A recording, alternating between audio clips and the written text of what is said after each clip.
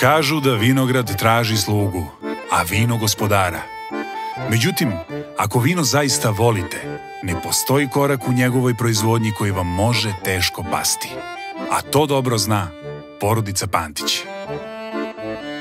Stemina su zapravo delovi imena mog brata i mog imena, Stefan i Mina, čime smo hteli da ukažemo na prenos tradicije na mlađe generacije.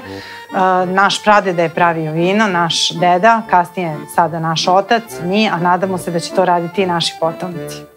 Da biste cenili vino, potrebno je da volite vino, da uživate u njemu. To je ono što je najvažnije. Nije na odmet da probate malo i da radite u vinogradu neko vreme, ali u suštini važno je da znate da uživate u vinu, da jednostavno da vino zahteva određenu dozu hedonizma. Mi smo iz Trstenika, porodica koja već vekovima živi ovde i Trstenik je inače kraj poznat po vinima, poznat po kalemarima i poznat po proizvodnji vina. Jako smo srećni, jako smo zadovoljni što ćemo sarađivati sa Lidlom i nadamo se da će to biti uspešna saradnja.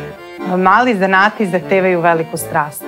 Mi smo mala vinarija koja je nastala upravo zahvaljujući jednoj velikoj strasti i ljubavi prema vinu i našim vinima želimo da kažemo da piti vino i piti pre svega srpsko vino, danas domaće vino, je u stvari stvar toga kako znamo da cenimo sebe. Mi cenimo sebe, naše vino i našu zemlju kroz te male autentične proizvode. Mi smo vinarija Stemina, dolazimo iz Trstenika i pravimo jako kvalitetna vina, odnosno vina za oni koji znaju šta je odlično vino.